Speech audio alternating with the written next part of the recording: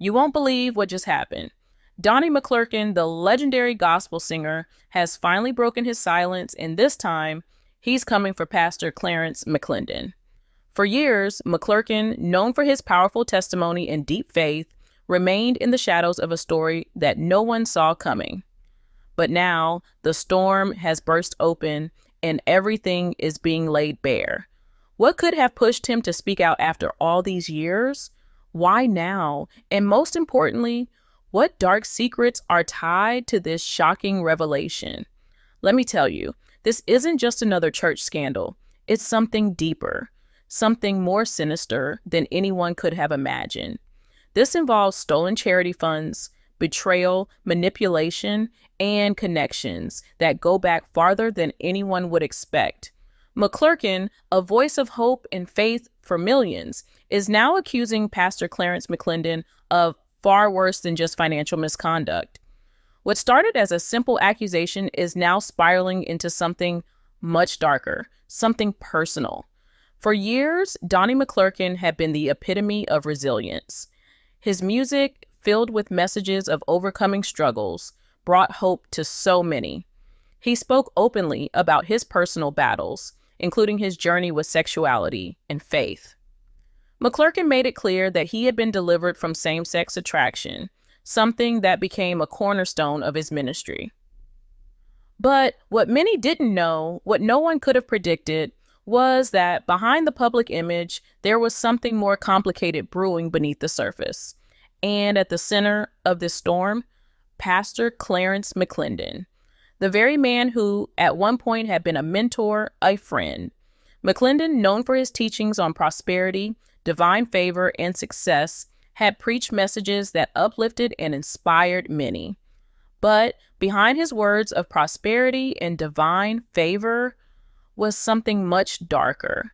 McClurkin had trusted McClendon, believed in him, followed his lead, but over time, cracks began to show, cracks that no one had seen before. It wasn't just the whispers of financial mismanagement, the allegations of church funds being used for McClendon's lavish lifestyle. It wasn't just the rumors of his selfishness and greed. No, it went much deeper than that. The craziest part is that McClurkin is now revealing how McClendon was tied to something much more personal than anyone had realized. Could it be that McClendon played a role in McClurkin's own struggles with sexuality and faith? And if so, why is McClurkin choosing now, after all these years, to speak out?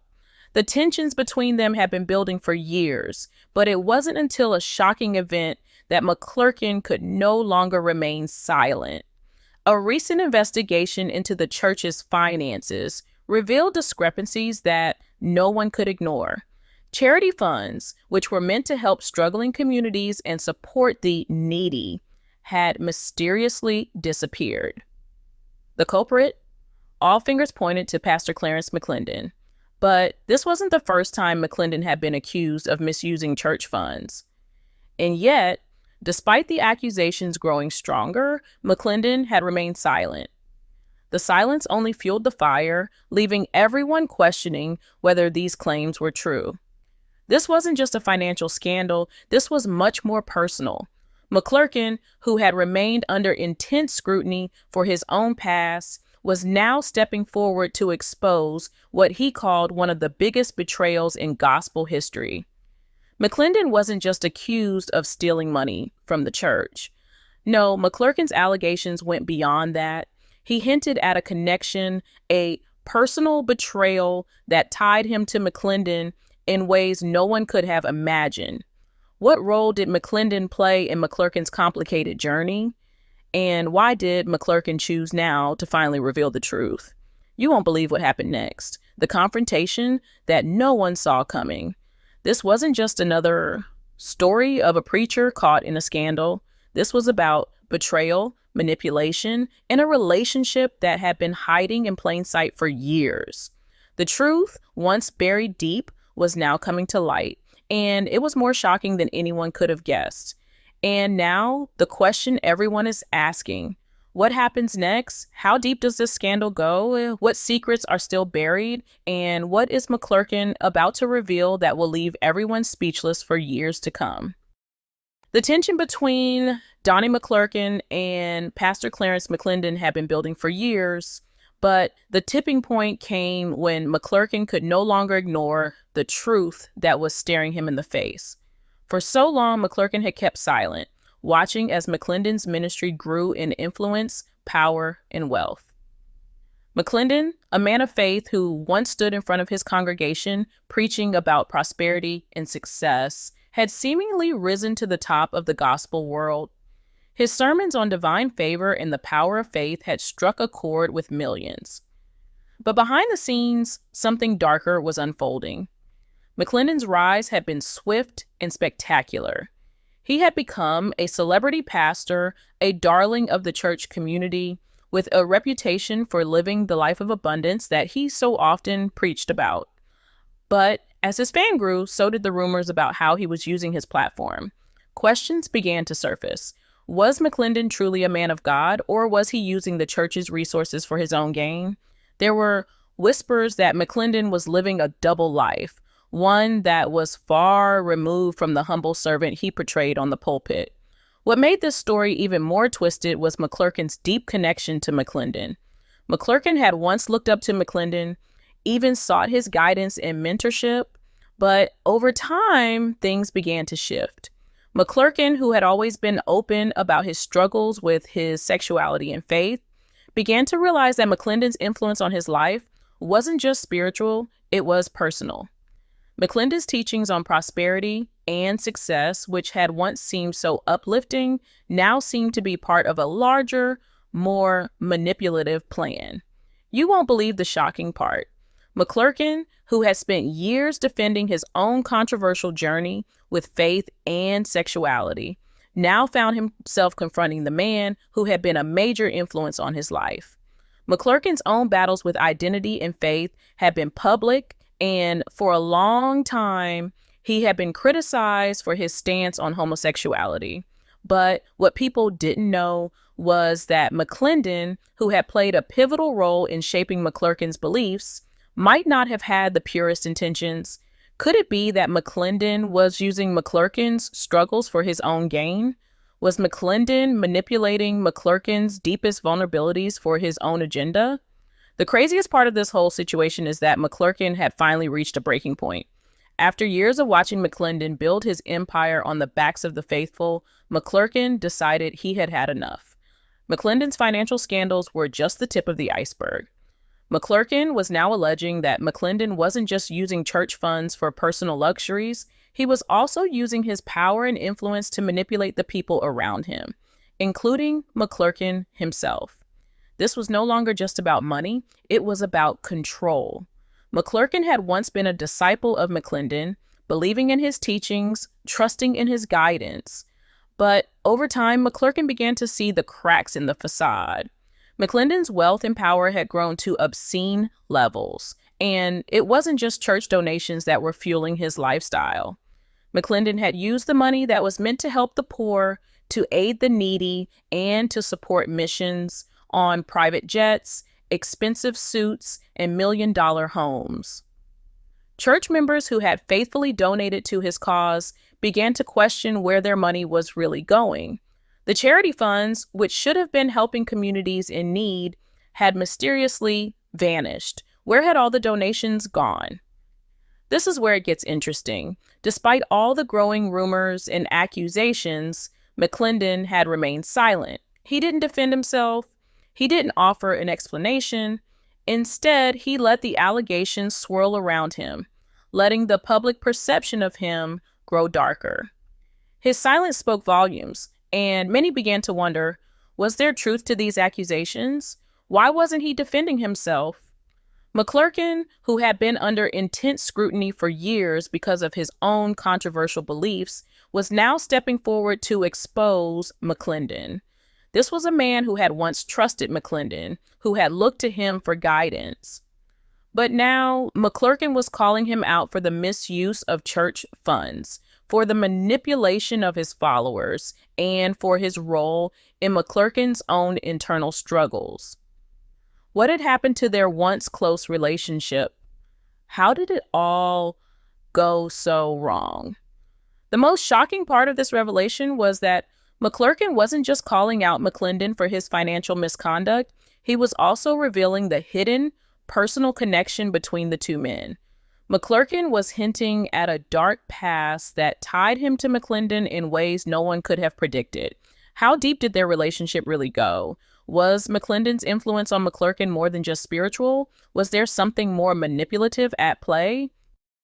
You won't believe what's coming next. The truth is even darker than anyone could have imagined. This isn't just about a financial scandal or a battle between two pastors. It's about betrayal, manipulation, and a hidden relationship that has now come to light. The public might have thought they knew the story, but the real story, the one McClurkin is now revealing, will leave everyone speechless. The story was now in full swing, and the revelations about McClendon and McClurkin were beginning to shake the very foundation of the church community. People had always seen McClendon as a beacon of success, the perfect example of a pastor who had it all: wealth, fame, and a massive following. But the truth was far more complicated, and the more McClurkin spoke out, the more the public began to see the cracks in the facade. As McClurkin went deeper into his accusations, it became clear that McClendon's empire wasn't just built on preaching prosperity. It was built on manipulation, deceit, and possibly exploitation. The church members who had once sung McClendon's praises were now starting to question his motives. Was it really faith that had driven him to such success, or was it something darker? McClendon had always spoken about living in abundance, but was it at the cost of his followers' trust and hard-earned money? McClurkin's decision to step forward had been a game changer. He had spent years battling his own demons, grappling with his sexuality and his place in the church. But now, he wasn't just talking about his personal struggles. He was calling out the very system that had allowed men like McClendon to rise to power, using the church as a platform for their own gain. McClurkin's voice, once marginalized and criticized, was now being heard by millions. His accusations against McClendon were too loud to ignore, and the church was beginning to take notice. The shock didn't stop there. McClurkin didn't just accuse McClendon of financial misconduct. He was also hinting at a much deeper, darker side to their relationship. As McClurkin spoke out, he revealed details of how McClendon had preyed on his vulnerabilities, using their personal connection to manipulate him.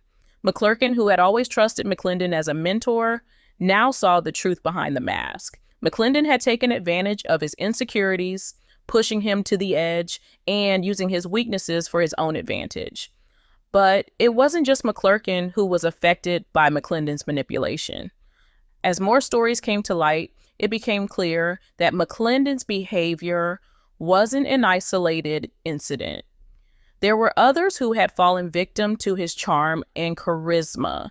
Some church members began to come forward with their own stories of how McClendon had used his position to control them, to extract money, and to demand loyalty. The picture that was emerging was one of a pastor who had built his ministry on deception and manipulation, not just divine guidance. As the truth began to unfold, McClurkin's revelations didn't just expose McClendon, they exposed the entire system of celebrity pastors and megachurches that had grown up around them. McClendon was just one example of a larger problem, one that had been brewing for years. The system of unchecked power, financial excess, and manipulation was far more widespread than anyone had realized.